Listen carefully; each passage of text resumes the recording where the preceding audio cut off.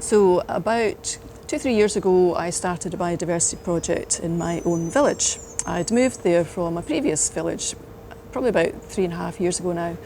The other village was only about 4 or 5 miles away and was abuzz with bees and plenty of birds and butterflies, all that kind of thing. However, when I moved to my new one, I realised it wasn't quite the same. There were hardly any bees in the garden. And I got to thinking, why would that be?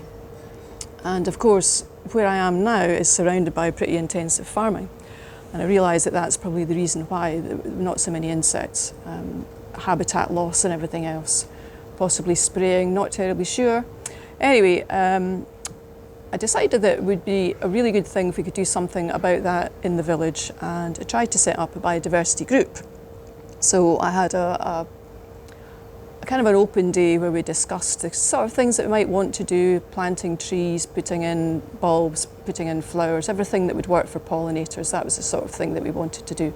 And it was all going great until the pandemic, and I lost most of my supporters at the time. We couldn't do things, we couldn't get together.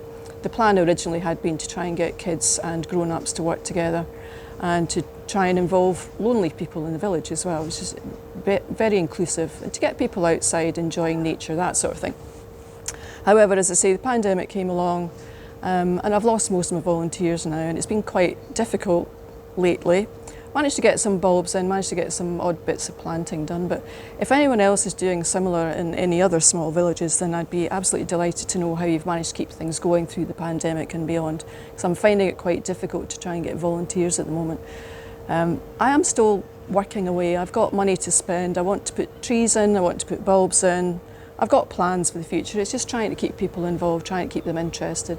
I've been working with the school, which has been great, but there again, you know, it's quite difficult, I think, for kids and parents to get the time to go out and do all of these things, unless it's a big event and they're really interested, and you're doing all kinds of, you know, other things to get them there in the first place. It's quite difficult. So, as I say, if you've got anything that you can think of that might help me to get this rolling again, I'd be really grateful. If you can pass some comments on, that would be absolutely brilliant. Thank you. Just please tell me whereabouts the village is.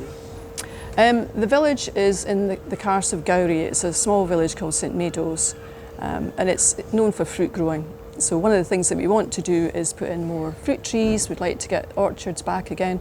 The Carse of Gowrie was known back in the time for being the orchard of Scotland, I believe. So we would like to do that again. We'd like people to be able to go for a walk and just pick an apple as they go, or pick a pear or a plum or whatever it might be. We'd love to get that kind of thing going.